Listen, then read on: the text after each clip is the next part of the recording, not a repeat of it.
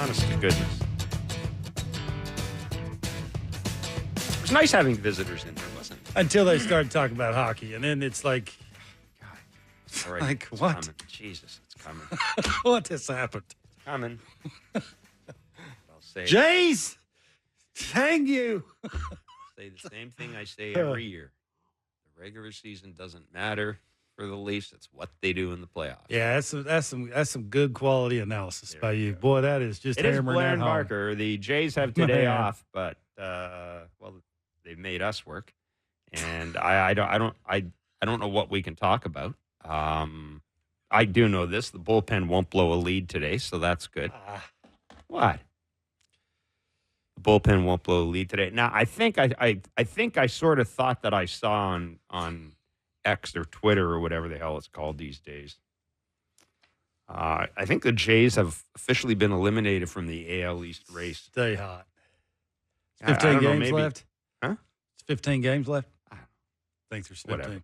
So I don't know if that's the case or not. But anyhow, let's. I mean, if it isn't, they will be at some point in the next couple of days. So there you go. But nonetheless, the St. Louis Cardinals are rolling into town to play a 3-game series against the Jays, and the Cardinals travel well. It'll be a lot of fun. And we've got tickets to give away to see the Jays and Cardinals this weekend at the Rogers Center. Sean Casey, host of the Mayor's Office, which is available on YouTube and wherever you get your favorite podcasts, or even podcasts you don't like for that matter. The Mayor's Office. Sean Casey will join us. What's wrong with you? He's got a new episode out today. We're going to talk to him about Shohei Ohtani. Jeff Passan's our MLB insider. Jeff Passan's our MLB insider with ESPN. He'll be along. We're going to talk baseball with We're going Jeff. to talk baseball with Jeff. And Caleb Joseph joins us as well. What would you have thrown 0-2? Caleb, huh? He'll be Saying. along. So it's a great show. And as I mentioned, we have Blue Jays ticket trivia. Interesting story today that I'm certainly going to ask Passan about, and I'm going to ask Sean Casey about as well. But I wanted to get, and we'll get back to the Jays in a minute. But this story really caught my attention, and it's something I think we may have mentioned it. I don't know, like 2 months ago as a what if. But Bill Plaschke of the LA Times columnist, did a sit-down interview with Dave Roberts, the Dodgers manager. And Dave Roberts said the door is not 100% closed on Shohei Ohtani relieving in the postseason as well as pitching. Now, of course, Shohei Ohtani's coming back from an arm injury. He has been rehabbing regularly. He's been throwing bullpens regularly. He is, one of the reasons the Dodgers gave him all that money is he is a two-way player. He's a hitter and a pitcher. Mm-hmm. So Joe Madden, who managed him in Anaheim, made the point, it was on our show, and he said it in other shows as well, but it was on our show 2 years ago. We said, okay, how do you envision the Shohei Ohtani thing working out? And he said, well, ultimately, I think to get the maximum use out of the guy, because he's such a good pitcher, you may want to use him as a reliever. Use him 2 times a week or 3 times a week or whatever, in addition to have him hit. Are you surprised that this is on the cards for this post? I guess we shouldn't be, right? Because we've seen Clayton Kershaw work in relief, Boston Red Sox, Nathan Eovaldi, John Lester, they pitched in relief when those teams were contending. I think Justin Verlander may have even come out of Tim Lincecum came out of the bullpen. Does it surprise you at all? Yeah, I think it's dumb. That they would consider? Okay. I think it's dumb. I think a guy coming off of, say, a 50-50 season, and that's what you're probably going to win the World Series with is your lineup. Your pitching's not real good. I mean, for the most part all year, doesn't it make sense hasn't been that you healthy. would want to maximize? I don't think so. I mean, again, it's like the heart rate's going to go up. You're going to throw harder. There's going to be more people yelling and screaming and, doing all the kind of things that you do in the playoffs. Not me. I want him hitting first or second, hitting a bunch of homers, driving in a bunch of runs, stealing a bunch of bases, not having to worry about running down to the bullpen. How do you even set that up? How do you even say like a routine? And those, I think it's point. Dumb. And it's the Dodgers. Really? Well, you know what? Come on. I would suggest. Holy moly. I would suggest that they're probably being creative, which is Are something they? you like. That's Creative dumb. with that $289 So, million yeah, payroll. I'm not on the fence on this. I think it's dumb. And you're the Dodgers. Use what you got. Bully people around with the lineup that you got. Put pressure on them because of your base running. Play better defense. And then you won't have to invent ways to get dudes out from dudes that haven't pitched all year, who's a big, giant part of your rotation going forward for the next 8 years. That's dumb. I mean, khakis, you think sitting around and trying to invent that. Boy, I don't think it anybody sure would look invented it. good It was if an this is obvious way to happening. go. Dumb. It was an obvious Where do you pitch him? possibility. I don't know how it's going to work. I'm just saying. Yeah, you just Dave hit a Roberts- homer, stole 3 bases, run down there and get loose. Come on. I mean, you kidding me? Gee whiz. I'm sure Passan will be on your side because that's normally what happens. And you know, Oh, he's a great big Ohtani. He's a big Ohtani fan, but what is the job of an organization and a manager? Put his players in the best positions to succeed. Even saying that out loud to yourself. Don't that sound dumb? First of all, he's never done it other than that WBC thing. Come on, man. He's never pitched in relief outside of the World Baseball Classic. I just said that. I should run the Dodgers. This is okay. Now, this is Dave Roberts just saying he's not closing the door 100%. But let's give his quotes. Let's provide some context. If I was scripting a movie or writing a book, it would be a no-brainer that he comes out of rehabilitation and throws the last pitch. The problem is, in reality, he hasn't thrown a leverage pitch in over a year. If he were to come out and it does go awry, it's not worth a potential injury. You just cannot duplicate the stress of that one inning. I just don't think it's worth it. Yeah, I don't think So their he's pen's the saying that. problem. It's their rotation. But I also It's getting it to the pen. Score think, more runs, play better defense. I also think it doesn't hurt to plant that seed in the minds of an opposing team. I mean, if I'm an opposing team and I'm facing a dude who hadn't pitched all year, I'm probably happy about that. Okay. Just saying. It's the dumbest thing the Dodgers have ever said. Well, no, again, it's It just is. he's asked a question. Is it out of the question 100%? Yeah, it is. No. He got 50 homers and 50 stolen bases. He's going to be one of the main reasons offensively. If we win this thing, he's going to be one of the main reasons because of it. Man. I'm not screwing that up. Like he pitches game 3, gets hurt, and don't get to play the rest of the time. A How about that? reliever. You're making it sound like he's starting. Overthrows, heart rate goes up, hadn't thrown all year. You know, it's different in those games than it is a regular season game. You get in the flow of things. It's going to be coming running out of there like a bull in the china closet, throwing a 3,000 miles an hour. Good luck. I just tell you, boy. Man. I mean, Let's go. I can't let's be. Go back I and talk. can't be the only one that's thinking this. Well, let's go back. I can't be. Let's go back. Ask the mayor. He's a former player. Let's go back and talk about the Blue Jays then, because clearly that. Clearly Well, I you touched- wanted me to be on I the touched fence and not nerve. have any idea and agree with you. No, I just didn't. That's want what you to, wanted. I just didn't want you to hurt my feelings and get Well, it all has upset nothing. like It has nothing to do with you. You're not the one saying it. Wow. Like Dave Roberts sometimes just needs to say, "You guys kidding me?" You see what that dude's done offensively all year? I mean, Dave Roberts has I ain't only won taking a no World- chances he's with only that. won the COVID World Series, so I mean, it's not like, right? That's the only time Oh, he's won a World That's Series. a jab. It is a jab. Yeah, it is a jab. Well, I mean, so you think Ohtani's going to be the reason why in the pen they win the World Series? Come on, man. we've seen Wow. teams do strange things in the postseason, my friend. Strange things. Strange things. So you will say that that he's going to come running out of the gate about the second game of the first round they're in. I would have to. Overthrows chokes off a secondary pitch. I would have to see it first. No bueno. I would have to see it first. If you're going to do it, I think you've got to. Is he done hitting after that? Is he only throwing the ninth inning? I don't know. Is he only throwing the eighth inning? Is he a pocket guy? Like all these things, how would you sort of prepare him routine-wise to go from hitting to that? Like, I don't know. I mean, you'd lose the DH. You'd have time to warm up. And We'll see. basically, you're giving the middle finger to the dudes in that pen that have helped you Pretty get much, there. yeah. That's basically what you're doing. Well, if they're not very so good, go for it. Well, they're good enough to get them there. Well, if they're not, are they good enough to win a World Series? I don't know. I don't think the rotation is just because of health reasons. I'd love to see Clayton Kershaw in the rotation, though, just because we can come on here and laugh at that. This is something I wish. You thought that'd go a different way, didn't you? This is something I wish I had noticed yesterday. The SNY, the Mets telecast. Did you see them showing Sean Manaea warming up in the bullpen? He throws to the opposite home plate. So in other words, he stands on the pitcher's mound on the right side when he warms up and throws. So he's not throwing straight on. He's throwing to the home plate on the other side. Did they say why? They said it's an aim thing. It's a control thing for him. Well, maybe because of the new weird. arm slot, but I found that really strange. Well, we asked Caleb about that. I found it really strange. Yeah, it's different. I didn't see SNY that. did one of their what do you call it? Little between innings reports, and they had a shot of him throwing up. I say this right now, dude's bullpen. filthy. All of a sudden, filth. Yeah. Like where he's throwing it from, how tall he is, where he lands with his front foot, like how he simplified sort of.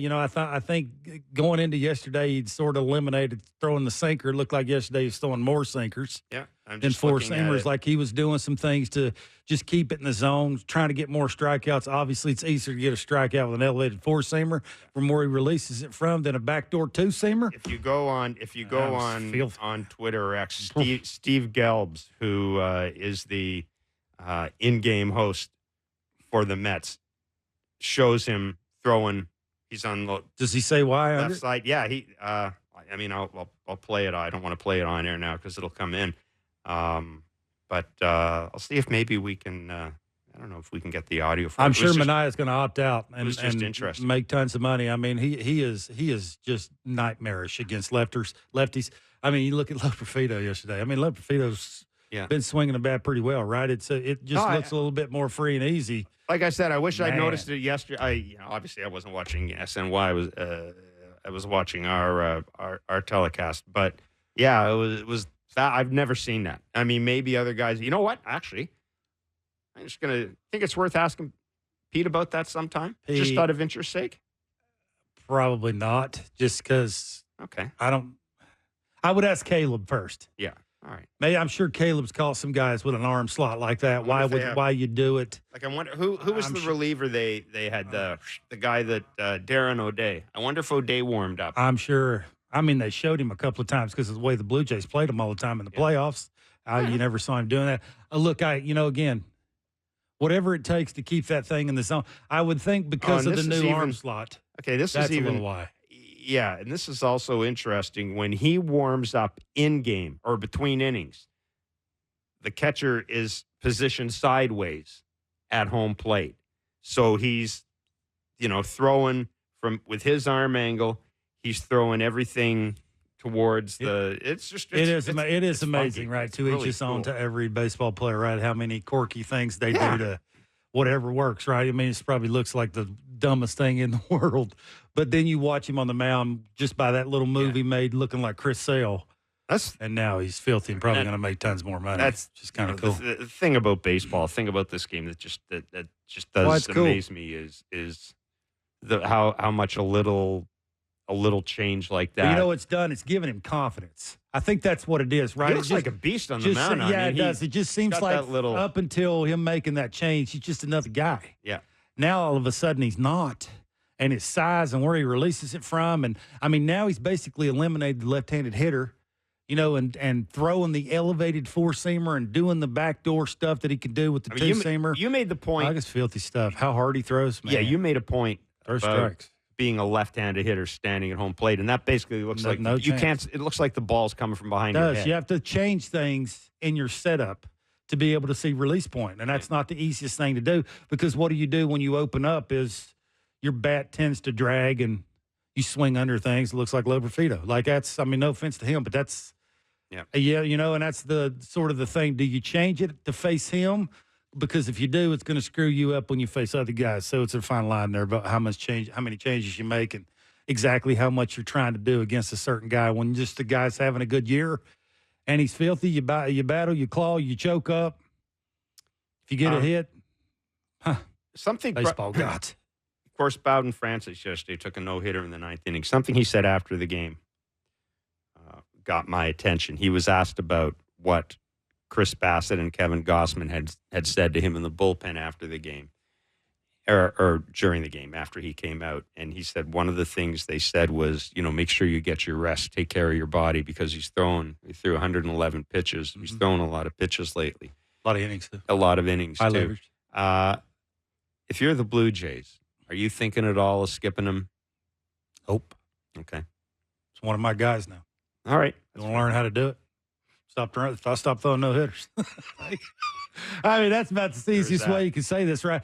Look, I think one of the things I took away, too, was if he ever gets in this situation again, how's he going to handle the ninth inning? He brought up that he'd given up, the 2 homers off fastballs. Mm-hmm. It's going to be intriguing to see, right? He's got other things. It's, if you're Lindor and you're thinking along, right, I got a fastball away, I got a splitter down. You're a good hitter having a good year. Where are you looking? Up. Right? I get you looking down. I want to eliminate you up. What if he throws another split finger? What if he threw another slow breaking ball? Like, I think that's what, he's starting to talk about a little bit is now, again, it's hard to do that going to the ninth inning with a no-hitter. But just say he gets deeper in the game and how you attack certain good hitters third and fourth time through the lineup. It's more about that, right? And I think sometimes you got to learn the hard way. And, again, it is a game of inches. He gets it up, he's out. Mm-hmm. But he missed by, say, 6-8 inches, and you missed to a good hitter having an MVP season, he makes you pay for it, and you don't get those back. So it's just cool to listen to him talk and how the Blue Jays sort of abused him early, and he didn't really have a spot. He's even said this, fighting for, just to stay in the big leagues, and then it takes you getting sent down, and, you just sort of figure out a routine and the flow and mechanics, and not trying to overdo things, not trying to, max effort all the time. I mean, he's not a hard thrower, Jeff. Like that I think is the one worry. Is this for real? Right? Or is he the pitching version of David Schneider? Oof. I'm saying, I don't want to say that. I'm not saying that in a bad way. I'm just saying it's hard to say it in a good way. I would think that this is, something that they're all of a sudden he's came from nowhere. Why is he throwing 90 right by people? That old saying we talk about: don't trust what you see in the first month of the season. Don't trust. I'm sure they're gonna, because who wouldn't? Oh yeah, right. I mean, he's going to get every opportunity, and again, he's the back of a rotation guy, right? So it's you're going to get some lenience there. You're going to get some. He's not always going to have to give you 6 innings or 8 innings or 9 innings. Some of the time or most of the time it's going to be 5+, and just give your lineup a chance to have the big inning, that kind of thing. I just wonder. I wonder why he's able to throw that velocity by people. We'll ask Caleb about that. But I watched him in spring training. I was standing around him when he was throwing sides. Mm-hmm. Looks like a normal guy to me. But obviously there's a reason. He was throwing 91, 92 right by good hitters. Why? That make you worry? I mean, I don't want to poo-poo this, and I'm not going to. But I'm thinking if you're good at your job in a front office, what ifs? That's your job, right, is to solidify what ifs in the offseason. What if this dude shows up in spring training and is just the opposite of what we're seeing now? You got to have a backup plan. So that's all I'm saying. I'm not saying I'm not rooting for him. He is a tremendous dude. Mm-hmm. And I could listen to him talk about pitching forever. He just thinks it out before he says it right in front of you. Which is just, you never see it. It's awesome. And what he wears and his headphones. I asked my dad about that. I think he has a pair of those that he bought in the 60s. You see that thing he's wearing? It's like, yeah, it looks like the ones with the metal, the bendable metal thing. Yeah, it's not just the greatest net hat like thing. The ones they used to the flat build hat. I was going to say, I didn't want to age myself by saying if you've ever had a Walkman, yeah. Those looked to me like Walkman. You had one too? Absolutely. Those looked to me like Walkman headphones. Who didn't? Maybe the guy's still using a cassette tape. Who the hell knows? I wish. He is a vintage guy. He is vintage. He does. He goes to flea markets and things and buys stuff. It's because again, I'm not trying to downplay this because this is a tremendous last.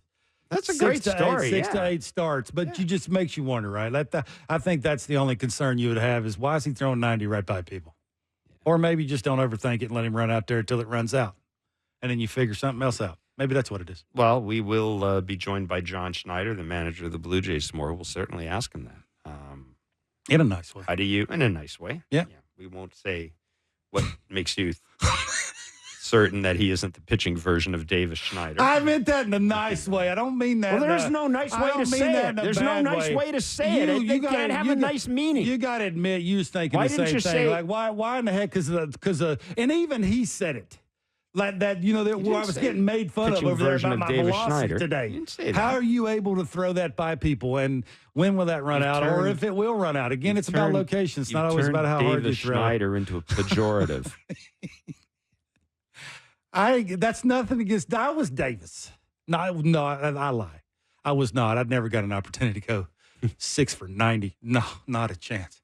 But this is a great story. This is one of those down the stretch here that you check mark, and it's fun to watch. And this is added to all the fans wanted sort of the fun factor. This is part of it right now. Now people look forward to listening to him talk, walk, warm up, wear a hat. Just everything that goes into Bowden Francis, you just must watch right now, and it's a pretty cool story. So I can't wait to see his next start. Yeah, it is. I mean, when you have a year like the Blue Jays have had, you're searching for things to root for. Well, it doesn't hurt to have nice things. Nice surprises. He's a surprise, right? And you weren't expecting this even after the All-Star break. And who knows? So now you're getting it. And, Ross Atkins could have been a genius trade. Trevor Richards and Bowden Francis for Rowdy Tellez. I don't think you can argue a ton about their pitching.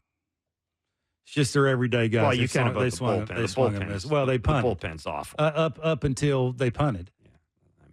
I mean, up until then, they were pretty good. Like, it was a decent pen. All they did not this year, but up until this year, the pen had been decent. It had been okay in the 8th and 9th inning with Trevor Richards and look, it's obvious that they Jordan decided to, they tried to get blood out of a stone 3 years in a row, basically. That's what it comes down to. Yeah, and we've had lots of GMs on this show that have said you do just the opposite. Dombrowski for the Phillies says he hates running it back in the pen. Never works. He did it this year because he has righties and lefties who throw a quadrillion. And it's hard to go out and find righties and lefties who throw a quadrillion and can lead you to the World Series. I think it's basically, I can't find better right now. Mm-hmm. That's when you run it back. They just don't do it. Like, it just doesn't make any sense going to the well over and over and over again. And the more the East sees you, it's like the Tim Mesa. It's like the Tim Mesa thing, Tim right? Mesa, the more he may be in the playoffs with the Yankees. Oh. All right. I don't know. I think he was up a little earlier. Well, you bet you check on that? I'm just looking. Let me see. Let me see. Entertain the people. Sing a song for us. He last pitched his last 5 games. He last pitched on September 10th. 2 innings, an earned run. What is he doing? Okay, let's just forget about that for the time being. Anyhow, he may not be with them on the playoff roster. But your point is well made. Your point is well made, and it's something we talked about early. Yeah. It was a gamble, and I'm sure it was one of those gambles based on best available evidence. Can I bring up? They put their faith in numbers and what their analytics folks were telling them about their relievers, and because I really do think that if there is a part of a game where analytics plays a major role compared to what it used to be, it's bullpen. It's relievers. It's why do we pick this guy off the scrap heap because he throws the certain pitch? Okay, except that 8th and 9th inning, and then it's marbles. they're an analytic khaki that'll tell you about marbles. 8th and 9th inning, like when I ain't got my stuff. And I got to muscle and grind and fight and claw because I got to gain and reach from the loins of experience that I've had. The past experiences that we've had. Loins of experience? That's it, buddy. Hey, you know what I was going to bring up, and I know we're up against it. Any chance? The loins of experience. Can I bring up what we mentioned, what we talked about on the train yesterday on the way home? No, you're not telling that joke. No. It's not okay. Remember what I said when we got on the first train? And I said, wonder how the front office watches a baseball game. To that person, like I say that all the time, and it's impossible to get away from. Yeah. Can we talk that out? Maybe we don't do it now. Yeah, I do it now. We got time. Okay, Our producer came down. He's interested. Yeah, I think it sounds bring my like food? we're up against it here. No, I was just wondering, because I asked you the same thing. I wonder if the front office for the Blue Jays watches the game like we do. Like where we see 8th and 9th inning guy, not any good, go out and get you another one. Middle of the order, Kirk, Clement, whoever else is hitting cleanup, go out and get you another one. You think they look at it at the games the way we look at it? I thought you were talking about in a small room with Chipotle and our feet up. No. When have we ever done that? Did they? Never. We've done that. I've never had my feet up with you and eating Chipotle. Yeah. Ever. Anyhow. Sean Casey is host of the Mayor's Office. So you basically made me tell that story and you didn't even talk about it. Well, I just asked you the question. You told me to. I don't know how they watch the game. I mean, I've said all along, they obviously see stuff that we don't see. And that's, that's deep in it. them loins, Jeff. Reaching back to those loins. Right in them. I might have to mention that to Sean Casey when he joins us. Well, he's host of the Mayor's Office, and he's the MLB Network analyst. Let's see if he's ever had to reach deep into his loins for something. Oh, that's facts. Jeez. It's Blair and Barker on Sportsnet 590, The Fan and Sportsnet. All right. Hey, we are back with Blair and Barker. The off-day edition of Blair and Barker. No off day for us. Off day for the Blue Jays. They will take on these 15 days. I get to pick my own friends. 15 days. I get to pick my own friends. Yeah. Well, that's what happens when you've been eliminated. Yeah. Well, it's not like you've got a wide selection of people to choose from for friends. I could.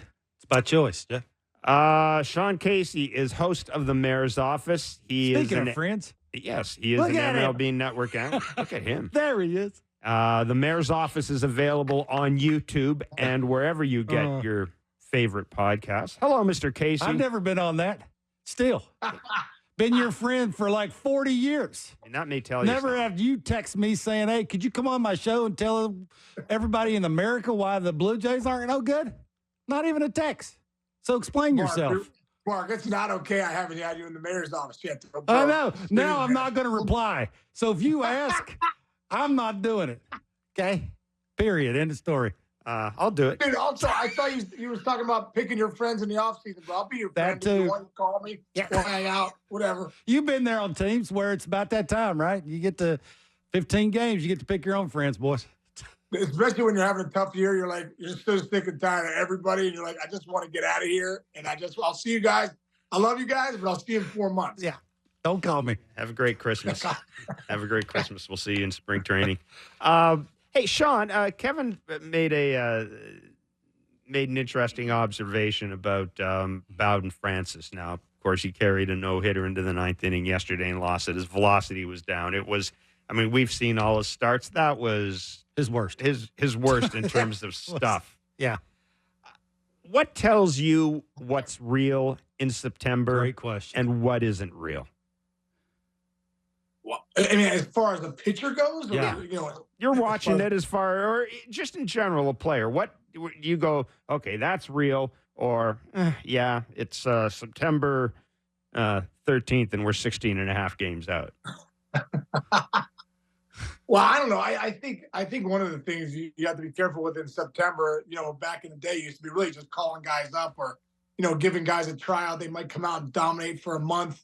And you're like, oh, this guy's going to crush it next year. And what you realize about the big leagues, it's a marathon, not a and 162-game marathon of grinding every day is different than, being really good for 1 month. So that's one thing I always look at, what's real, what's not real. When you see guys come up and really go off, can they, but you really want to look at the body work. Can they do it for 6 months? But as far as Bowden Francis, the fact that a guy can go 2 no-hit games into the 9th I think that's real. I don't care what his stuff look like. Results aren't random. Results reveal, right? At the end of the day, his results are no one's getting hits off him until the 9th inning. So he's obviously doing something right, and especially with the Mets playing the way they've been playing, they're pretty locked in. So, he's doing something right out there. Sean, a lot of us who haven't played the game will watch a game and we'll say, it looks like he had no-hit stuff early. We're kind of on a no-hit alert. As a player, can you tell if a guy has, quote-unquote, no-hit stuff in that day? Like, do you go back to the dugout in the third inning and go, uh-oh? Good luck. Yeah, you're first at bat, you're like, whoa. Yeah. Looks like somebody's got a good thinker going or a cutter or anything. Usually guys that have late movement, you're like, man, that is so late. Or sometimes Bark knows you square somebody up and it comes off your bat like, it's just like, oh, I'm right on this guy.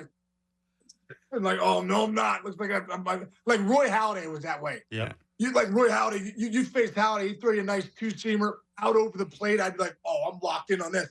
And it would come off my bat like it'd be a grapefruit. Short. I'm like, how'd that happen? Yeah. You know what I mean? How'd that happen? So I think you do know guys that have good stuff. That first at bat, and you try not to tell everybody because you don't want to bring the negative vibes to the dugout. But sometimes you're like, man, this guy's buckle up, boys.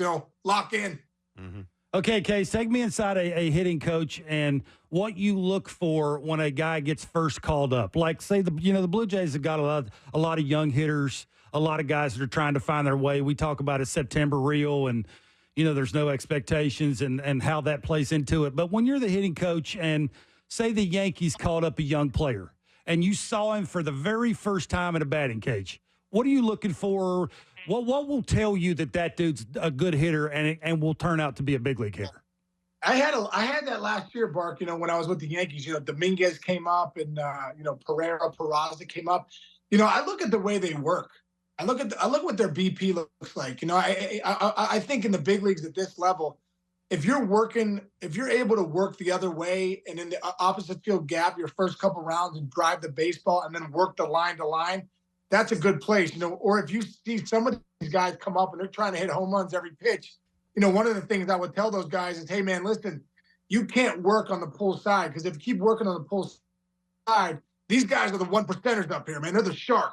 They're going to slider you all day long. You're never going to hit up here. And, I saw that, last year a little bit from certain guys. But I think the biggest thing, Bark, is when you get a young kid up there, hey, listen, they're here for a reason. You're not trying to change them. You're not trying to put your stamp on them right away. I think hitting coaches get in trouble sometimes when you're trying to put your stamp on these young guys.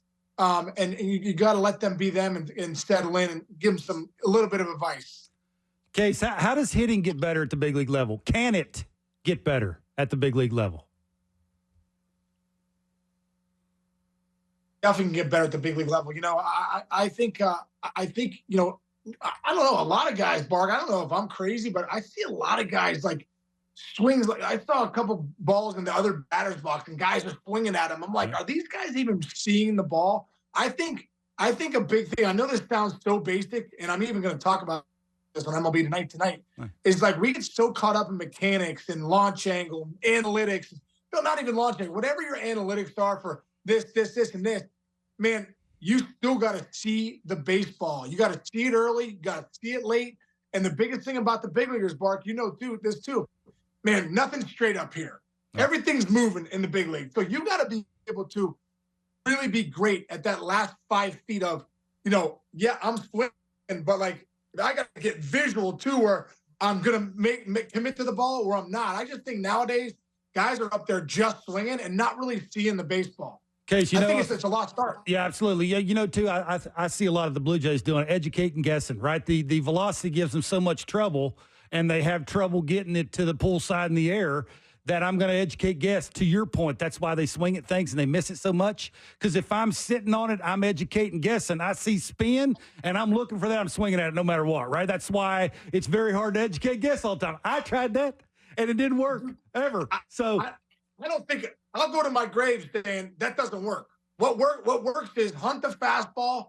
You have 0.38 seconds to determine whether it's a fastball, a curveball, a slider. Is it up? Is it down? Am I swinging? Am I not swinging? Is it a split finger? Is it a changeup? Dude, you don't have time. You blink in 0.4, right? Mm-hmm. So I visually have to hunt the fastball and hunt a zone. I got to hit with intention. I got to look for a ball maybe up and out over the plate, something that in a zone where I can attack that zone. And here's the thing. You get these numbers nowadays and say, hey, this guy's 52% slider. This guy's 54% slider. And then you look slider. And Bark, you know this as well as I do. You look slider, you go, oh yeah, it's a slider. But guess what? It's a big league slider, and it's a terrible pitch to hit. You take a pitch, you swing and put it in play weekly, you're out. So it's like, all right, you guessed slider, you guessed right, you were so excited, but it's not a good pitch to hit. It the good slider to hit is up and out over the plate. It's a mistake pitch, the best slider in the game. So I think careful about guess hitting. It doesn't work at this level. I don't think, unless you're Manny Ramirez or Chipper Jones. I don't know which big league guys are guessing now, but I know working with Aaron Judge last year, he was hunting the fastball. Worked for him. How surprised are you at Austin Wells, what we're seeing from him? And, I mean, he's got a shot. He's got to be in the conversation for Rookie of the Year in the AL, I would think.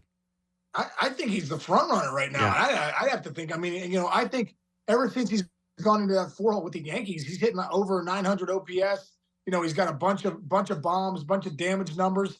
I love Austin Wells. If you guys ever get a chance to meet Austin Wells or mingle with him, man, he's one of the best personalities in the game. He's such a good guy. He's just got a great soul, and this guy loves the game of baseball, man. And the great thing is he's behind the dish as a catcher, and I think they thought that was going to be not his strong suit was hitting. I mean, was catching. It turns out, man, he's one of the best framers in the game.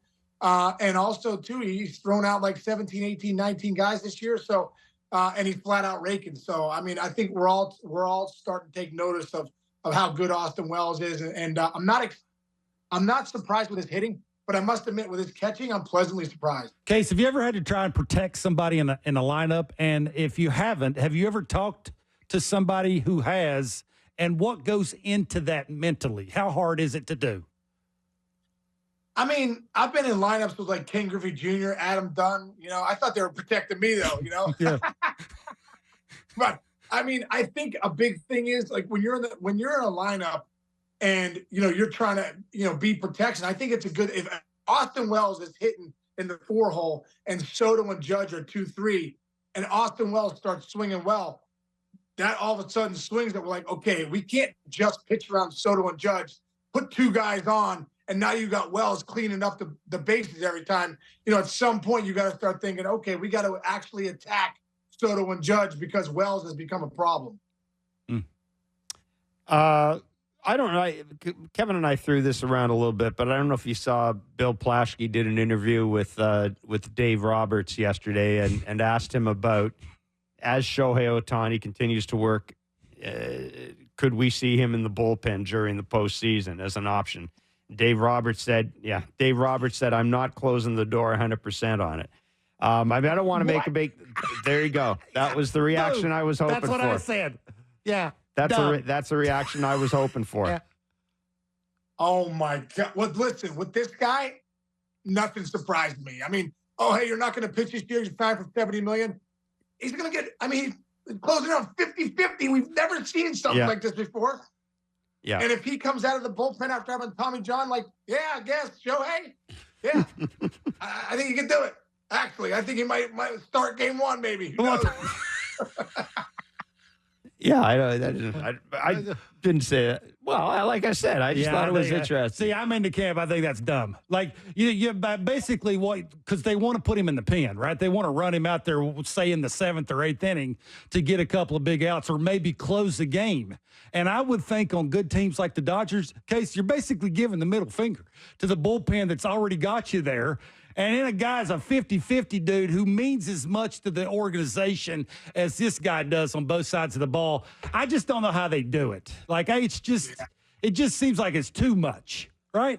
It's a good point, Mark. But I do think if he is ready to go, and you have a guy like Shohei that could give you 1 inning of max effort, and like I said, he's ready to go, it's totally cleared. I think the bullpen would be fine with him being down there. But I do agree with you. I'm like, man, you've already just had one of the greatest seasons in Major League Baseball history as a hitter, and you're almost you're fully healthy back from Tommy John. Just wait till next year on that stuff. That's what I think. It's just just in case. Yeah, he's going to be chapped too when Lindor wins the MVP in the National League. He's going to be chapped, Case. Huh? Come on, dude. Dude, no, listen. Lindor's been awesome, But dude, 50-50, Bark. Yeah, he's 50 DHing. He's he ain't playing shortstop with the This Mets. is Barker's debate that DHing. he's DHing. Yeah, he's DHing. I mean, you stick any 50, you stick any great player 50,000 DHing. OPS, dude. DHing everything. I mean, did you? Okay, you might have been the only person that picked the Mets to make the playoffs to begin the season. I know everybody else didn't, and now this dude's doing the things he's doing. Broke up the no-hitter here yesterday. Doing the things he's doing, having the fun he's having at shortstop. I mean, it's not happening, but you'd have to seriously sit down and go, okay, if I check Lindor, nobody's going to yell at me. Like, they're not going to call me dumb for it. Like, No, I think that's the conversation, right? I agree. I mean, listen, Lindor any other year, and I think if Shohei's 40-40, Lindor is probably the MVP. Yeah. But he's going to be 50-50. That's just like, what? We've never seen that before. Yeah. But I think with Lindor, man, you're right. I guess what goes overlooked nowadays is Lindor and Bark knows playing every day is not easy to do, let alone shortstop. It's like, and for Lindor to be 30-30, to be driving the runs he's driving in, to have the year that he's had, especially getting off to that cold start in April, I mean, he can do things daily that Shohei can't do as far as impacting the game. He can impact the game. If he doesn't get a hit, doesn't do anything, he can actually win you a ball game still in the field. So there has to be something to that. I just think the 50-50 mark just swings at the Shohei because we've never seen that before. Yeah. He is host of the Mayor's Office, and he's an MLB Network analyst. The Mayor's Office is available on YouTube and wherever you get your podcasts.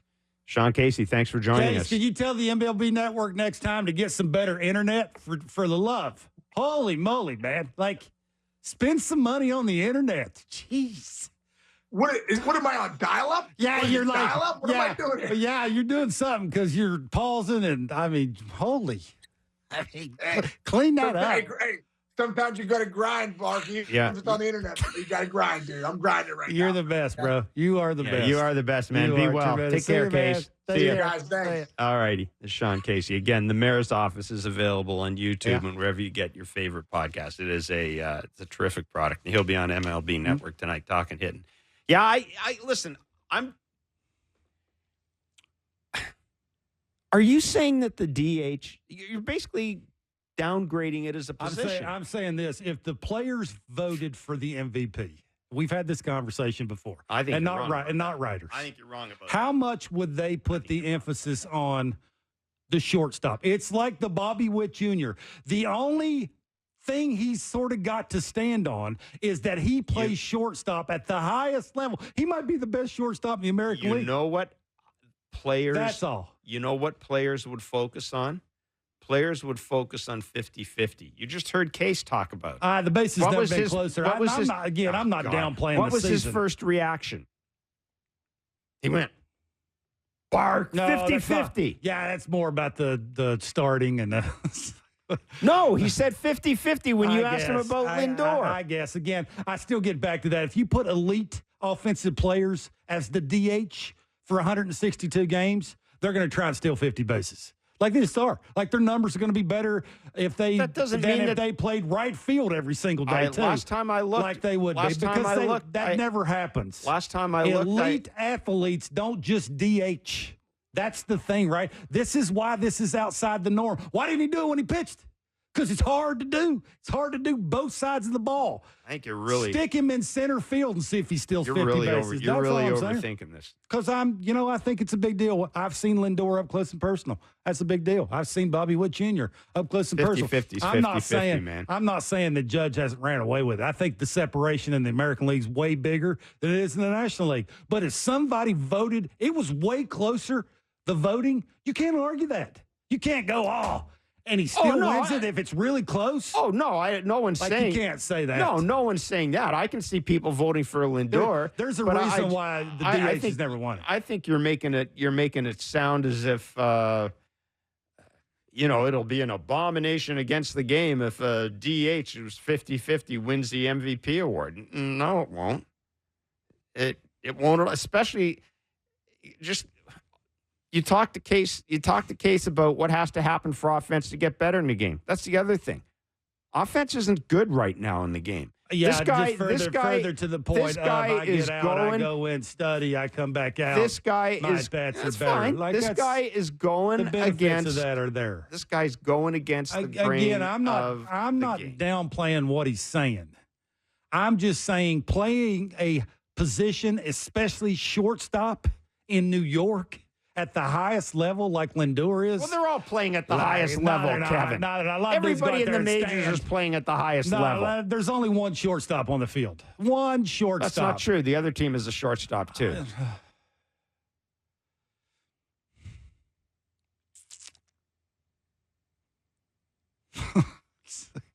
No, it's the I know, the I know who I'd vote for. That's just me.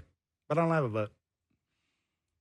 the whole idea of penalizing a guy. Because I never missed a game in the minor leagues because I was hurt. I take pride in that. I'm saying to do it at the highest level, like the shortstop is in the National League, you got to get some credit for that. You got to he'll raise get your hand credit. and go the dude's done something special, and he's done it in New York. He'll get credit, but if the Mets, I think if the Mets don't make the playoffs, I think he's done. Okay, I don't what think he if has a what chance. if he hits I don't think 8 he has a homers chance. in the last week and they don't get make the in by 2 playoffs? It games? doesn't matter. Yeah, that's.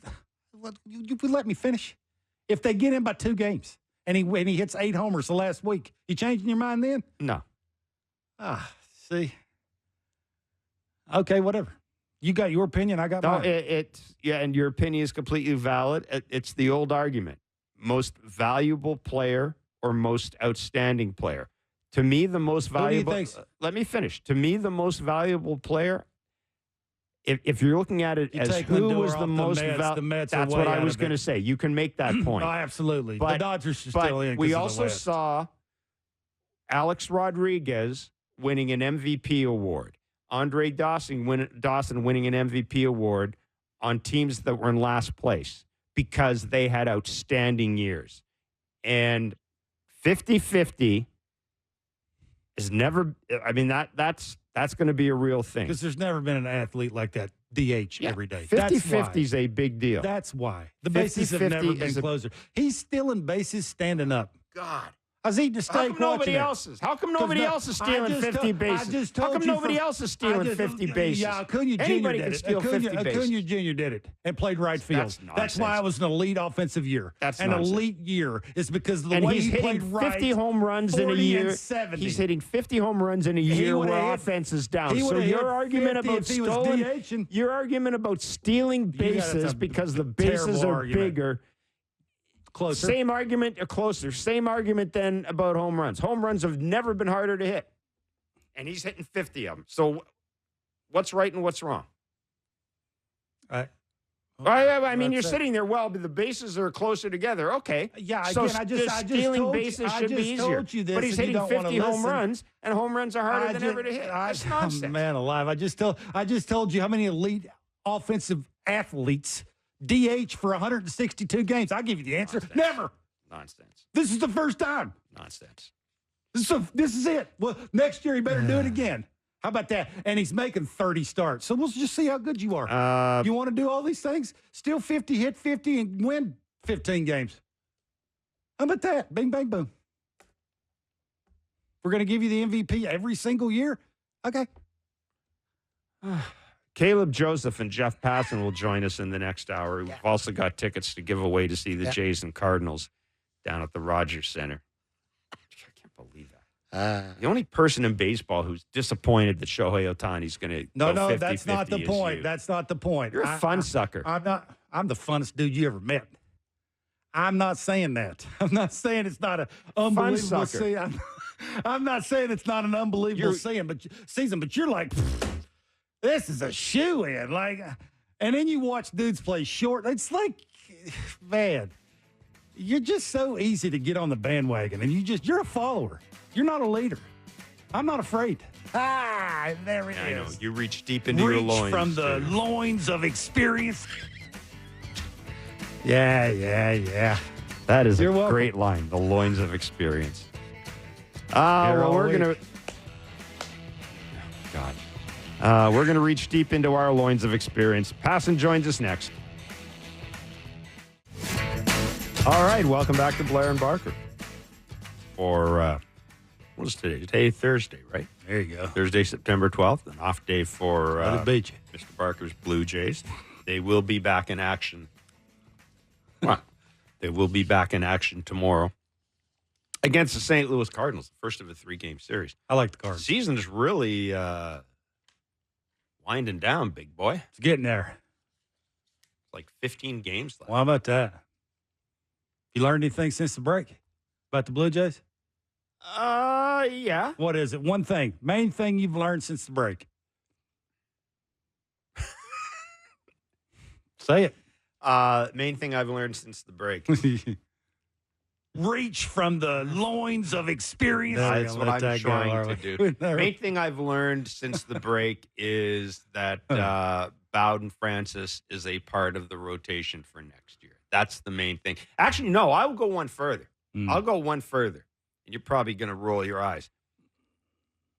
I now have no problem with Alejandro Kirk behind the plate as your number one catcher. Like, you can bring another guy in, pick a guy who would be like a veteran backup guy to come in. I have no problem with Alejandro Kirk having an increased workload next year. Huh. I really don't. Now, understand that, as you say, that is presuming that the powers that be are going to bring some more hitters in here. But Alejandro Kirk, you can't tell me you're not surprised at how he has looked this late in the season with an increased workload. No, all they did was tell him that he couldn't do it instead of just saying, here, go play every other day. No, that's all they've done is told But him he that. did it, and that's not a surprise to you? Not really. Like, no. You saw this coming. You're going to, basically, you're sitting here giving him credit because he's playing every other day. Like, Did you think he could at the start of the year? Yeah, it's 4 or 5 days a week most of the time, not all the time. Are you more comfortable with him doing that now than you were at the start of the year? I'm going to stick with that. It doesn't make You're like impossible today. No, I just what the hell did Hazel do to you? I mean, like you're impossible today. You change your mind a lot. I know. Like 2.5 weeks ago, you were saying, I don't care, get hitters in here, who care who catches? And now it's one of the things you've learned? Like, I'm a little more comfortable. Yeah, I will tell you, my expectations were low. First of all, I thought he'd end up getting hurt, and we'd end up having Brian Servant as the number one guy. I didn't think he could hold up to the workload. And he has, and he's looked quicker. And that, just going to force them to keep serving because of the way he looks when Bowden Francis throws? No. Get another. You're not going to carry 3 catchers next year. You need to get another catcher in here. But you're not. I didn't say 3. Brian Servant. Well, you said, are you going to carry Brian Servant because he's caught Bowden Francis? Push the right button. Block the ball when you're supposed to. So then you don't need Brian Servant. I told you. I've said this for a month and a half. God. 1 through 5 in your lineup needs to be better. Kirk ain't one of those 5. I can't wait. It doesn't matter. I can't wait to see how this goes. Jeff Passan of ESPN joins us. Oh, it's been a day, Passan. It's been a day. Boy, because Blair just knows how to, on a day off, to get me a little fired up. Barker's decided that 50-50 doesn't mean anything because the bases are closer. Not true. Not true. I put more on the dude playing short every day. 50-50. No, I agree. 50-50 doesn't mean anything because it's a round number. That's why 50-50 doesn't mean anything. 49-49 is awesome. 49-49 is ridiculous. It's unlike anything we've ever seen. We're so obsessed with round numbers, Blair. Don't fall into that. No. Let me say, Barker's argument Lindor is that get more votes if he goes 49-49 instead of 50-50? Yes or no? Does Ohtani get more MVP No, votes? does Lindor get Kevin's more votes argument if is it's that 49, Francisco 49 Lindor is instead the of MVP 50-50? in the National League. That's Kevin's argument. Yeah, that's fine. Kevin's wrong, but we know that. That's okay. It's not true. But Because the bases are closer. I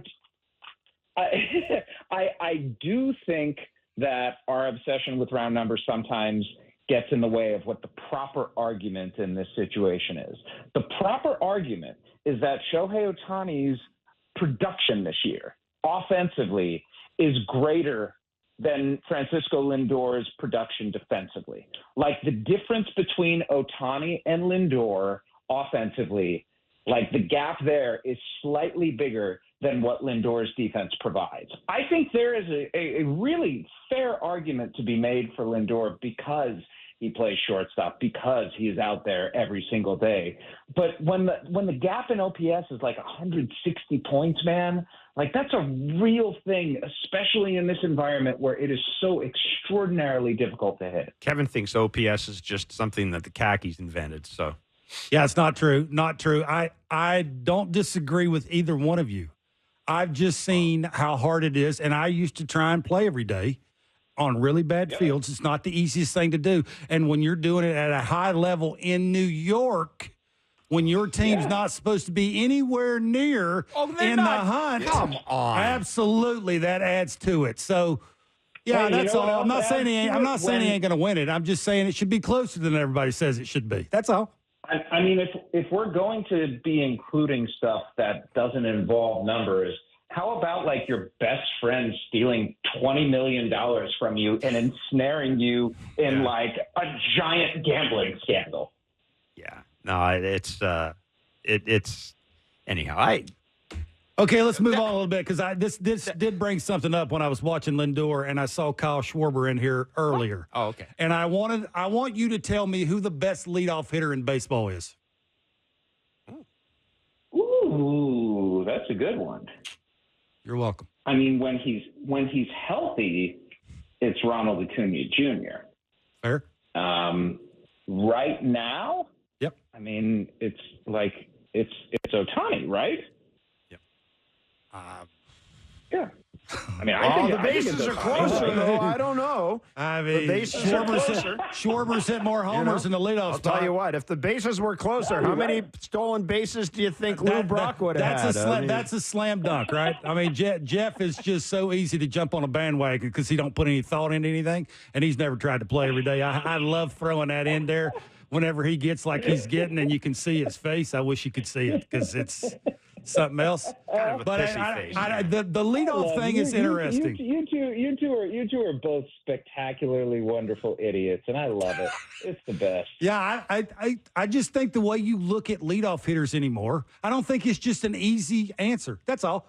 And that's why I wanted to ask you, because I knew you'd give a good answer for it. And I think that you can make the argument that when it comes to like a classic leadoff hitter, that Lindor is more in that mold. But I appreciate that we're at a point now in baseball where the best players are being put at the tippy top of lineups.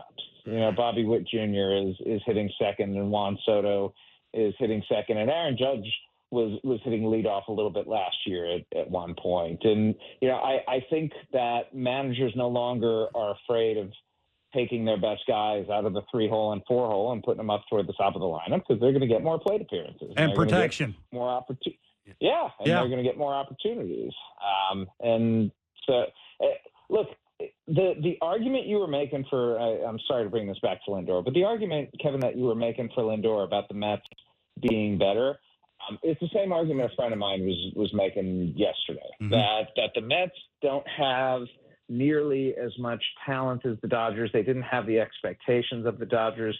I don't vote for MVP anymore, but when I did, I never took that sort of thing into account because I never wanted to reward someone for having worse teammates. I never wanted to reward someone for having a general manager who didn't do as good of a job. I wanted to reward the guy who had the best individual performance because, to me, that's what MVP is. And it's a really difficult thing that is, frankly, being replicated in the American League, too. Aaron Judge is head and shoulders above everybody by 150 or so OPS points ahead of Bobby Witt Jr., who has the speed and the defense and plays a really important position. And so his wins above replacement are right there with Judge's. But, man, it's just so hard to look past the guy who's the superior hitter right now, for me at least, in an environment when hitting is so difficult. And it's why I look at what Vladimir Guerrero Jr. is doing and what in particular he has done over the last 3 or so months, and absolutely marvel at it. It's really, really hard to hit right now, and he is one of the 5 best hitters in the world. Yeah. All right. Well, so you bid in that one. I'm going to ask you another one that really got Barker exorcised today. Bill Plaschke. I'm sure you saw his dumbest thing I've column. ever heard. Stop it. It I'm sure is. you saw his column, his interview with Dave Roberts, and I don't know if it was kind of. Can you familiarize me with it? He asked Dave Roberts, "Are you willing to close the door 100% on Shohei Ohtani relieving at some point in the postseason?" And Dave Roberts, God bless him, said no, and then kind of eventually talked himself into, but I mean, it would take a whole bunch of stuff to happen for that to happen. My point is, he could win the world. If you can win the World Series, do you see any way, you need Shohei Ohtani and, I don't know, the 5th game of the World Series or whatever, do you see any way they use him out of the bullpen this postseason? I think if he wants to pitch and if Neil Elitrosh says it's okay for him to go pitch, and if everybody at the top of the organization from Andrew Friedman to Stan Kasten all the way up to Mark Walter, the owner, is on board with it, then yeah, I could see a scenario in which that happens. I just have a difficult time believing that the Dodgers are going to be in a perilous enough situation where they would throw out a guy who hasn't thrown a pitch in more than a year in the highest leverage spot when they've got a bullpen full of guys who have been doing it all season and doing it pretty effectively. Yeah. No, I found it interesting because it's something, I keep going back to a thing that Joe Madden told us, and I think I've mentioned it with you as well. Joe Madden has always, vintage Joe Madden, has always been kind of intrigued with the idea of Ohtani, the hitter, and reliever. And, I don't know. I mean, the Dodgers, they've won 1 World Series, and they needed a pandemic to do it. I just wonder if they get into a situation. Put your 50-50 player in the 9th inning who's been injured all year and ask him to hit a homer, steal a base, run out there and close the 9th. Nothing can go wrong. He should be. He should be able to steal the base because the bases are closer. But I mean, in fairness to Dave Roberts, Dave Roberts, he did say, look, he hasn't thrown a pitch in leverage for this organization. Yeah, which he was trying to say he was in a nice way trying to say that's the dumbest question I've ever been asked without saying it out loud. That's why he was talking it out loud, basically. Like, I'm with you. You're basically, I said this to Jeff, you're giving the bullpen that got you there the middle finger. Like, just go do your 50-50 thing. I don't think they care. They do. It's a player. I've been a player. They care. Like, I got you here. Why ain't I throwing? You threw me in the 8th inning. You couldn't. I did it on September the 20th. I can't do it now. It's that kind of thing. But, and also, this is what also I got another question about this sort of theme that we're going here. Because every time I go to the grocery store, every time I'm on the train, every person that walks up to me and wants to talk about the Blue Jays, they tell me how fun it is, even if they're losing.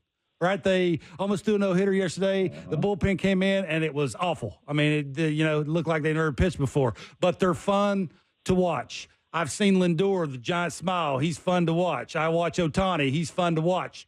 And it brings the question around to you. Which player in baseball for you is the most fun to watch?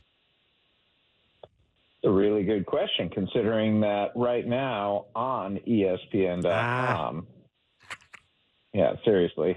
We did a bracket for this very question. If you believe fun and exciting are interchangeable, and I think they align pretty well. The question we asked was, who is the most exciting player in Major League Baseball right now? And there's some good matchups. I'll tell you what. Vladdy did pretty well. Vladdy, in fact, Vladdy's results angered a lot of Cleveland Guardians fans because he beat Jose Ramirez in our bracket. I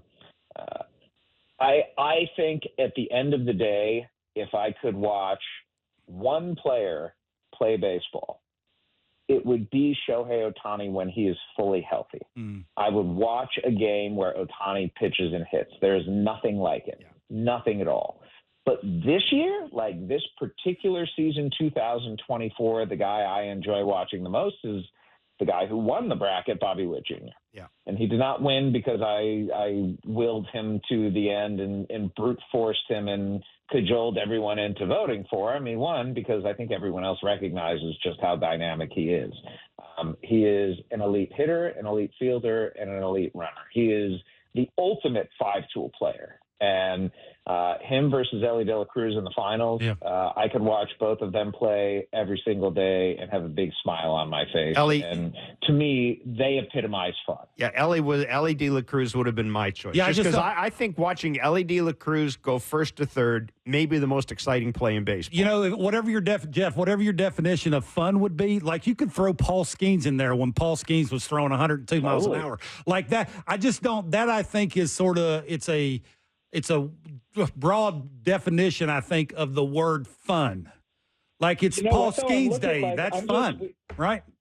Yeah, we had one player from every team and then two wild cards. And our wild cards, they came from New York and LA. So, accuse us, if you will, of coastal bias. But the two wild cards were Mookie Betts and Juan Soto. Mm-hmm. So I'd say like a bracket without them feels kind of empty. But think about the players who were in this bracket. Aaron Judge, Jose Ramirez is a lot of fun. Like Royce Lewis versus Vlad Guerrero in the first round is ridiculous. Mm-hmm. Juan Soto versus Ben Joyce, who's thrown 106 miles per hour. Awesome. Bobby Witt, Gunnar Henderson versus Mason Miller, Jordan Alvarez, Ohtani, Lindor versus Pete Crow Armstrong, who has made some unbelievable catches. Oh, he's had a Jackson week, hasn't he? He has. Jackson Churio versus Paul Skeens. Like, that's a scary Jackson Merrill versus Ellie De La Cruz. Yeah. Mookie Betts is on there. Bryce Harper, Corbin Carroll. Like, baseball's in a good place, man. It is. It really is. Yeah. And it's a fun time to cover the game because I think there are a lot of really interesting players and a lot of really interesting things happening. I got that question from your article, and the only reason I wanted to ask you that is because hitting's down. Like, you would think that it would be sort of hard to watch a baseball game, right? I mean, it's more pitching-oriented, a bunch of strikeouts, dudes that are having just trouble offensively figuring it out. And then you think about how many fun dudes there are, right? How just moving the bases a little closer, making them bigger, has made baseball a little bit more fun. Dudes flying all over the place, helmets flying off. Like, that's a great article by you. That's why I wanted to ask you the question. Thank you. I appreciate it. You're welcome. Yeah, no, it was terrific. And I have to say that after watching, getting to see Bobby Witt Jr. in that series here, I mean, those would have been my two. I like watching guys who do everything quickly. And bingo. Absolutely. I watched, we watched that, the one game in particular, he made a couple of plays that weren't outstanding, but they weren't easy. But they were plays that I don't think too many people make. Like, he didn't have to dive for a ball. It's just the way, it might have been Vladdy. It's just the way he moved to the ball and made the play. Like the throw he made to home, I think it was last night against the Yankees. I mean, he didn't throw it right, but he made the catch, right? On the dive and the throw from his knees. It's little things like that are pretty cool, right? It's a great time to watch baseball, I think. Last question before I let you run, because we were watching the Athletics and the Astros out of the corner of our eyes when the show started, and we started talking about the Athletics, and we started talking about how they hit the 6th most home runs in baseball, and of course they have Mason Miller and all this, and and they're the Athletics, and are they any good, Jeff? Because they've been pretty decent in the second half, have they not? Yeah, I don't know if they're good, but they're getting there. And they have some guys who really are enjoyable to watch. Mm-hmm. Brent Rooker's putting up a 950 OPS over a full season. Like, I think it's time to understand, like, he's got 36 home runs, he's driven in 100 runs. Like, this is real. Lawrence Butler is a rookie this year, and frankly, like, he should be in the mix for that Actually, you know what? I think he might have exhausted his rookie eligibility last year, but he's ostensibly a rookie this year. And if he were eligible, he would probably be winning the award. Point being, he's young, he's athletic. J.J. Bleday has had a really good year. Jacob Wilson's going to be a good shortstop. Nick Kurtz, their first-round pick this year, is first baseman, going to be up. Shea Langoliers, like they have a core. They have a core of good young players. The question is, can they surround it with pitching? Yeah. And the reality is, guys, nobody's going to want to play for them. Not in Sacramento. Yeah. Like it's going to be an absolute nightmare there. Yeah. The weather is going to be just blistering, and the only guys that the A's are going to be able to sign are the ones who need jobs and will get a little bit more money going there than they might somewhere else. Otherwise, why would you go play for that organization? Absolutely. For real, this is the last one. Should we pay any attention to the Tigers? Yes. I'm not sure that they're going to make the postseason this year, but I pay attention to them because I feel a little bit validated now. I picked them to win the Central this year, and all season long they've been in fourth place, and I felt like a moron. I feel a little bit less like a moron right now because of the run that they're making. And this was the Tigers team that I thought was going to show up at the beginning of the season, but they've got pieces in place, and they've got the best pitcher in the minor leagues in Jackson Jobe. And let me tell you guys, when he and Tarek Skubal are in the same rotation for a couple of years, Tigers are going to be extremely dangerous, and the American League Central is just going to keep getting better. Yeah, right now the Tigers are 3.5 out of the. That's a lot out of the wild card, but only one team in front of them, right? It's not the easiest division in baseball. It's not anymore. We're not going to be laughing at it anymore. I think that's pretty clear. There's 4 really good teams in that division. Yeah. Jeff, thanks for doing this. Way to go, always, buddy. Man. You're the best, man. Gentlemen, always appreciate you. Thanks for having me. Thanks. See you later. Jeff Passan, ESPN's MLB insider, joining us on Blair and Barker. And I would, take a look at the ESPN.com at the. It's a really good article. Yeah, it's fun. It's a fun article. Everybody likes things like that, and it's basically broken down into brackets. Yeah, and I've gone through it. There's not many I disagree with, actually. You know, like I could see those two. If you had said to me who would be the 2 guys, I would have gone those 2. Let me ask you a question. What makes Vladdy fun?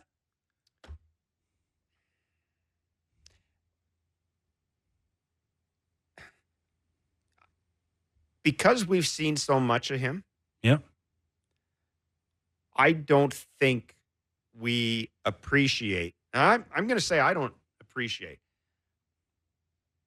I don't think I appreciate enough his ability to be the same guy, whether he's having a bad year, a good year, he's in a slump, he's hitting everything. The criticism he used to get for, Vladdy doesn't care, he's always laughing and blah, blah, blah, blah, blah. Jacket. I try not to fall into that because I think that's just, it's just dumb. Everybody's wired differently. There are guys who like to have fun. There are guys who don't like to have fun. Yeah. And you see that in every clubhouse. And, and people love Roy Halladay. I can tell you, Roy Halladay was a tough teammate. He was a tough teammate. I was running for 3 years. He talked to me once. One time. God bless him. He was, he was, he's Roy Halladay, but absolutely. He was a tough guy to be around. And I think I realized this year that I just enjoy watching Vladdy go about his business. And maybe in some ways, the fact that this team isn't winning now, and I'm not watching these games now going, oh my God, if they lose this game, they're going to be 2.5 out. I'm starting to appreciate it a little more. And I also think we underestimate how popular he is in baseball, how popular he is with fans of other teams. I wish we had Shulman on. It was there's some road trip, and somebody sent out a picture on X of Vladdy signing autographs. I don't know where it was. It wasn't in Toronto, but a whole bunch of kids, the other team's uniform, were just like clamoring to get Vladdy's autograph. And I think we kind of lose sight of how sort of fundamentally decent he is. I know that's the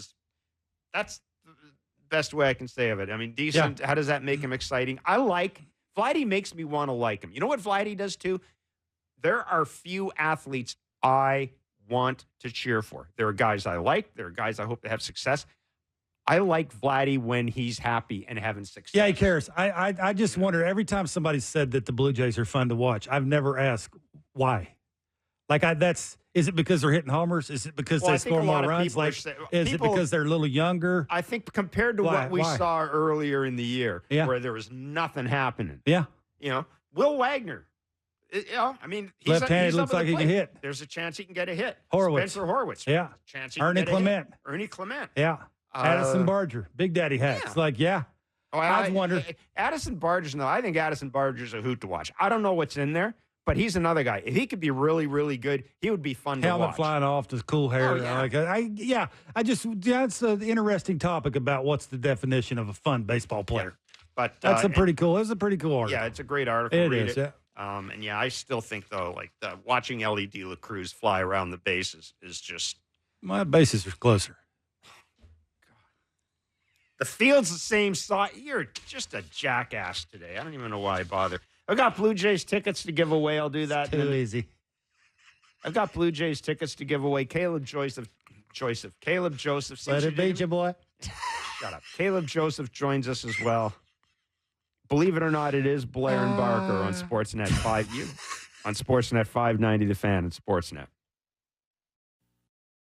All right, we've reached deep into the experience of our loins for our next guest. We've got Blue Jays tickets to give away, too. Let's do that before we bring Caleb Joseph on. We've been giving you the chance to win Blue Jays tickets all season long here in Blair and Barker. All you have to do get it right. Text the correct answer to our daily baseball trivia question. Whoa.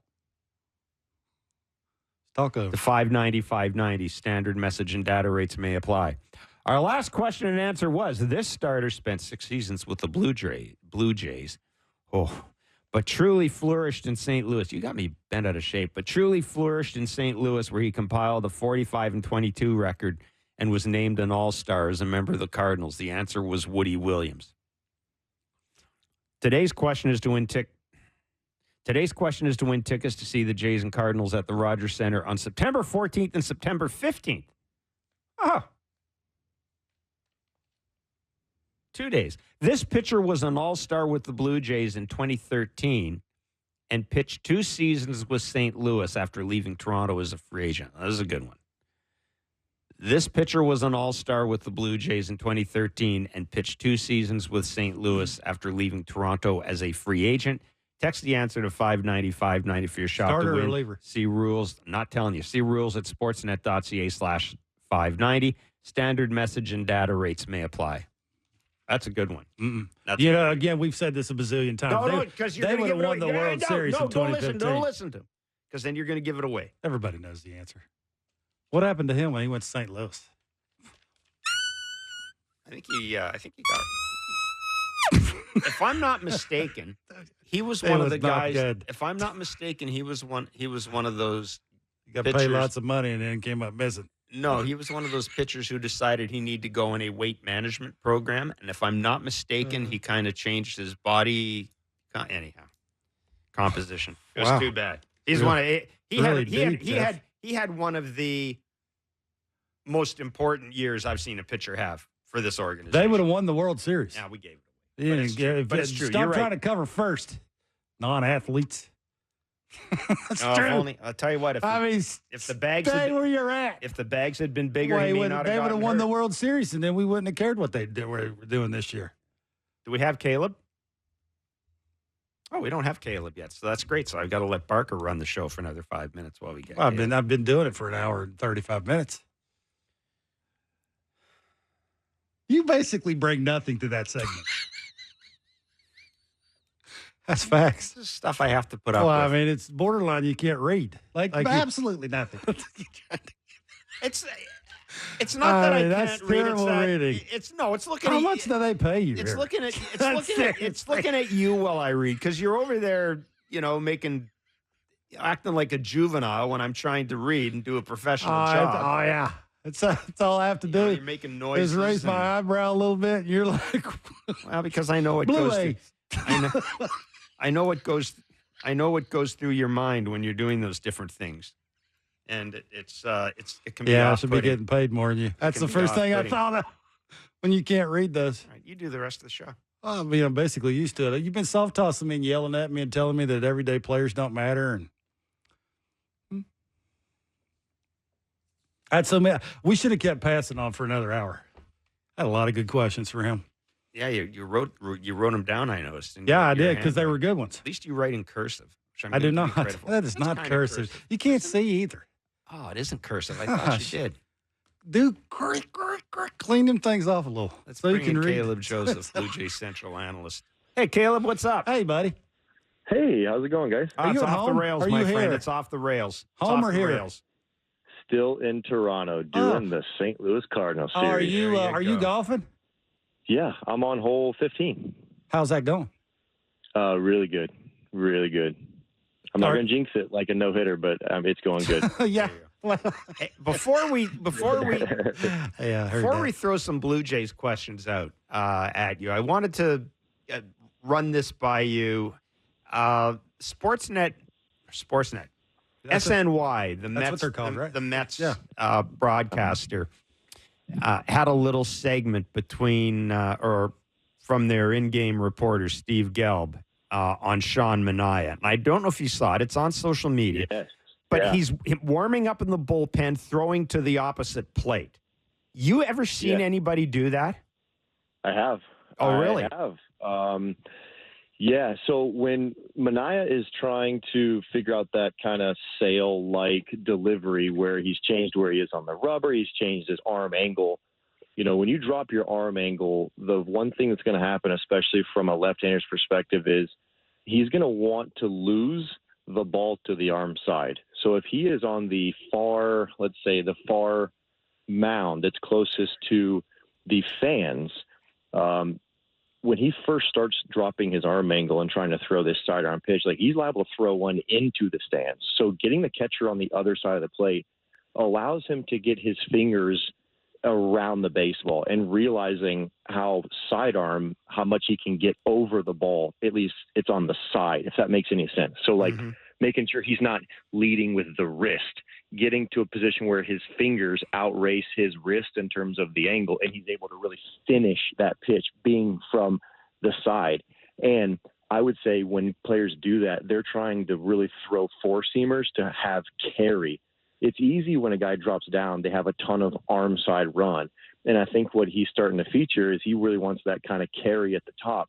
So it's a perfect drill because you can see directly if it has a tail or if it has four-seam carry when you're throwing to the opposite plate.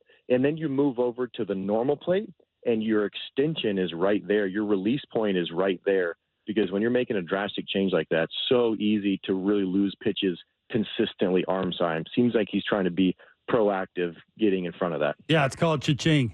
That dude's going to make so much money when he opts out, right? He's filthy, bro. He looked unreal, and he was grunting, and they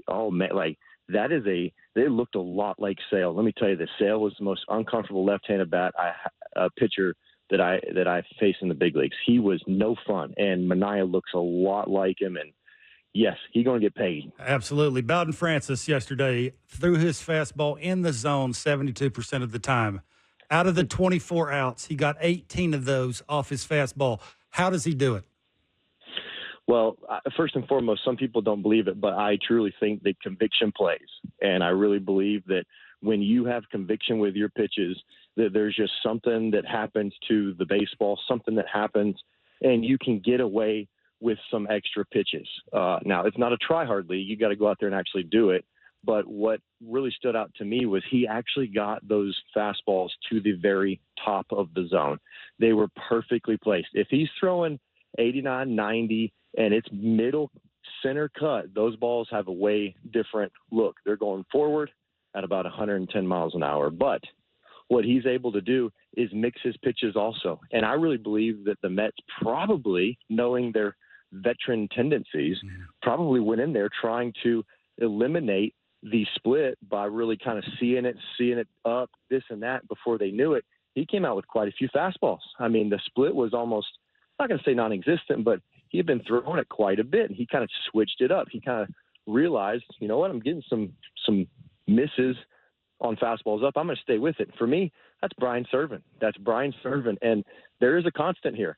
It is Francis with his conviction, and it's Brian Serven putting the fingers down. I think he's been tremendous in how he's used him and how he's been able to get the best out of him by maneuvering around and noticing what he has that day and exploiting it. Caleb, look, I don't want to pile on the bullpen here because, well, I've been doing it all year, but It's easy. It is. But how dispiriting is it for a team to throw a no-hitter and give up 6 runs and lose and lose, and see the other team come up and score 6 runs and send 11 dudes to the plate in 1 inning? Like, I understand the season's over and the standings don't really matter, et cetera, et cetera. But man, when that lineup, bunch of younger guys out there, Manaya's been dealing and their guy's been pitching a no-hitter and this and that, and we lost 6-2. Would you have any concern about that at all? Well, no, because quite honestly, how do you put this without being like blunt? These guys are in it for themselves at this point. Guys are trying to play for themselves in terms of, hey, if I get my numbers where they should and I do what I should, I'm going to have a job next year. I'm more or less concerned if Chad Green's running out of gas or if, Brendan Little can actually get it done. That's just kind of where I'm at. And Cabrera, he kind of deserves a pass for me. He's been pretty solid. But they're disappointed, but they're mostly disappointed because their numbers are hurting, especially for a guy that's on the cusp. So when the bullpen gives it up, if you throw your 0 and then you lose 6-2, like they don't feel it. They don't feel it because they're playing for next year. And some of these tweener guys are desperate to be in there when 2025 starts. And so it's demoralizing, but I think honestly, this late in the season, guys they're past kind of the emotional attachment of games. Right. When you win, it's great, but you kind of shrug off losses way easier. Should it be that way? Probably not, but I'm just trying to be honest. Like on the team that I played on that lost 114 games or something, like not that you get used to losing, but it doesn't sting like it does if you're the New York Mets. Like if the New York Mets lose that game, that one hurts. Right. Like that one really hurts. So, I think the Jays are over that at this point. Okay, so like there's, I guess one of the reasons I was getting at from your experience, like there's no chance that their delicate psyches are going to be damaged by this, and that it's going to carry over and make the off season. That's basically somebody who hasn't played the game, right? Yeah, no.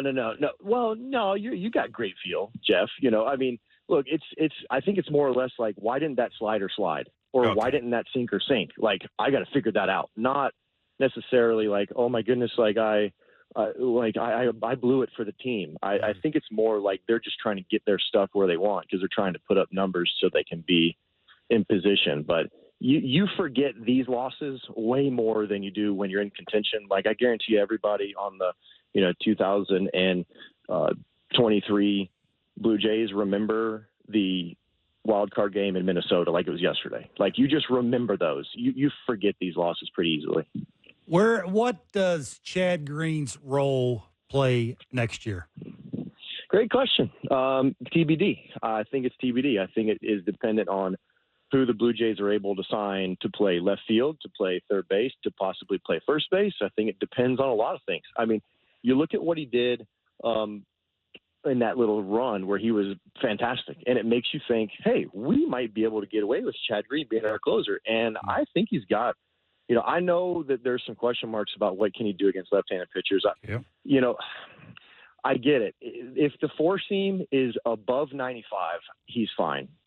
He's fine. There's something about that 96, 97, 98 range. If he can get it up there, he's fine. But when you get 5 and below, it seems like you really need a third pitch, and he just doesn't have it because the slider's just been almost – it's uncompetitive.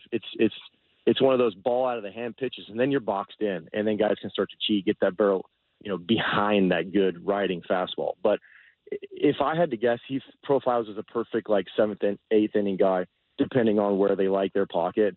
I would love to see a bona fide closer, but I'd rather see a big bat before I saw a bona fide closer. I mean, they got a lot to do, and they don't have an unlimited payroll.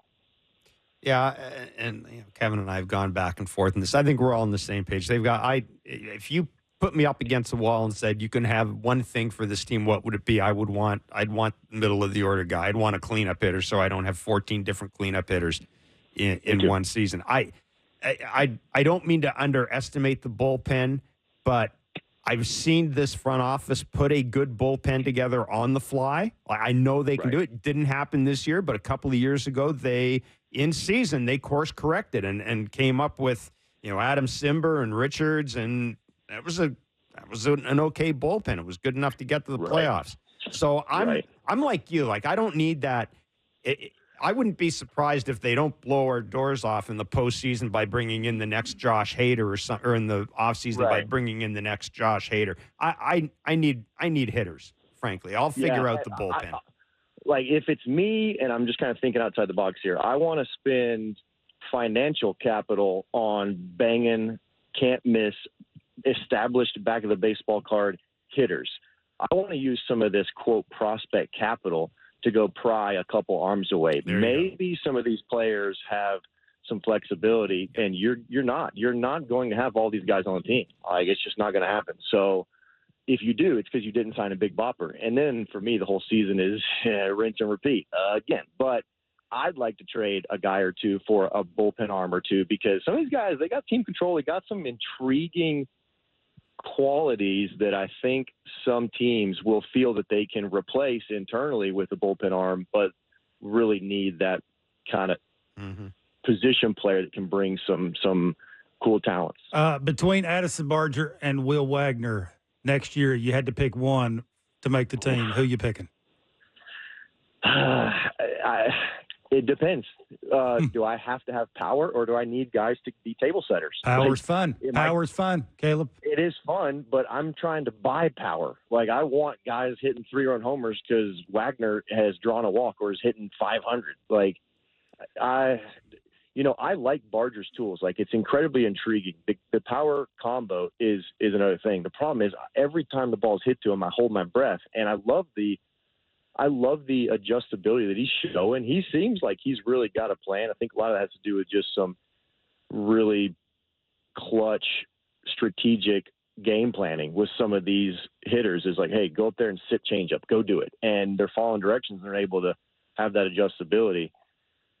For me, like, bat to ball skills, like, I need table setters. Like, I'm assuming the Jays are going to buy the power. Like, I know it's intriguing, but like, go buy the power, and I'll put a guy on base for you, and you hit the 2- and 3-run homer. Yeah, Wagner.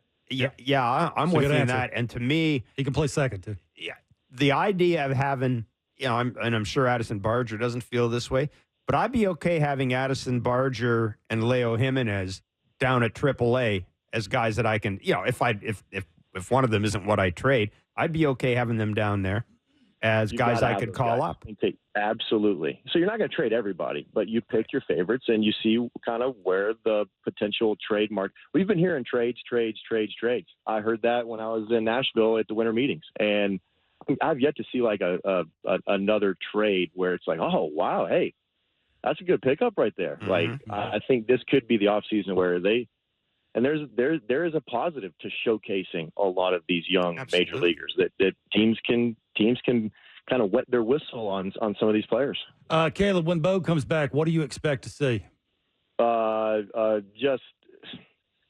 Just expect nothing. Expect him to just stay healthy, right? Like, I don't want to really put expectations. Just come out and don't give away at bats. Just try and use it as like what a spring training would look like. So maybe he goes up there and swings the first pitch in spring training, but maybe in spring training you say, you know what, I'm going to wait until I hit a fastball outside, or I'm going to sit on a hanging breaking ball just to kind of see the ball and just kind of get your eyes back into the flow of things and just kind of use it as a spring training. And some guys go out there just hacking, but he's a little bit older guy, and I hope to just kind of see him show up, play good, solid defense, stay healthy, and just really hone in on some certain pitches and really just kind of ease into it, and maybe catches one out in front, hits a homer. But, like, see some bullets to right field without that front hit flying on breaking balls before it's in the zone. Tremendous. Caleb, really good of you to do this. Thank your playing partners for us. Yeah. Hit them straight, buddy. Hit them straight. Take care. See you later. See you, Doc. See ya. Caleb Joseph, our Blue Jays Central analyst. Everybody likes Will Wagner, for sure. Well, I think the bat-the-ball skills that is something this organization needs. Somebody's got to play second. Yeah. Don't seem like it's going to be Horowitz. Yeah. For whatever reason, they don't know Likey. But yeah, that's the Horowitz thing. I just don't know where he plays. That's the only thing. Like you don't have enough power to DH. He's not a run producer. He's a good hitter. He's not an everyday first baseman. Doesn't seem like he's going to play the outfield at all? Would you want him in the outfield? I'm like just it's asking. a big deal in 2025 for the outfield defense to be off the charts. Like, Low Profito, you like. Obviously, you like Varsho. Obviously, Springer, and whoever else the thumper is that they bring in here. Right? It's after seeing, what you said about DHs and how hard it is to not do anything, and then have to come up. Yeah, I don't know if Spencer Horowitz has got. And there'll be expectations next year going into that. How we handle that?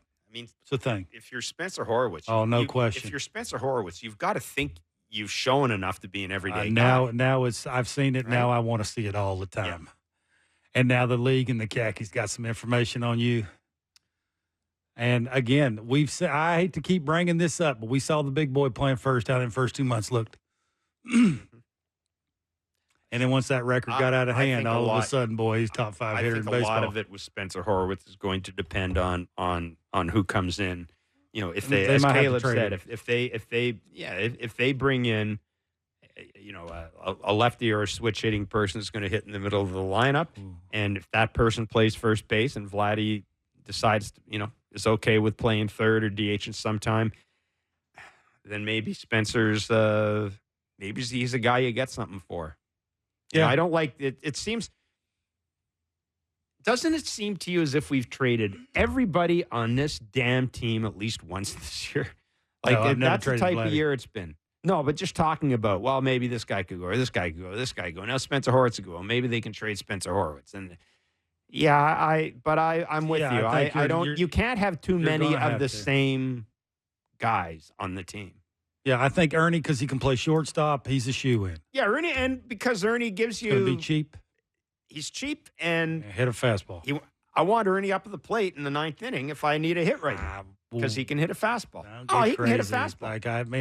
You got to be careful about the playing time, and early in the season, it's about experience, solidifying the top spot. No, I want him spots. What I mean is off the bench. I want him to be an off. He'd be your first choice probably when it comes to velocity and especially facing a tough lefty. I'd have no problem. I have no problem with that. But it's Caleb's right. It's going to be a fascinating offseason. And I also like what Caleb said. I think Caleb's hit the nail on the head, man. You use your money, you use your financial power to go out, and you may have to. You will have to overpay to get a couple of hitters in here. You just suck it up and do that, and then you try to put the bullpen together using some of your pieces, and maybe you find an organization that's got Oakland. Well, they're not going to trade you Mason Miller for 5 Will Wagners. Why not? They're not. They're not, because they're not that far. They're not that far away. They are. They're not that far. Look at the park they're about to play in for the next 2 or 3 years. Like they are. Yeah. Yeah. Passan was right. Who's going to want to go play there? Oh, he'd take less money going somewhere else. Yeah, facts. You're going to have a whole pitching staff of Ross Striplings, basically. Be nice. I like Ross. No, that's what I'm saying. Guys who are, who are going to maybe get an extra year there. Way to stay out of it today, Jeff. Way to go, buddy. John Schneider joins us tomorrow. Fan pre-game's next, and I apologize on Kevin's behalf for what you just seen and heard. Best show ever. See you later.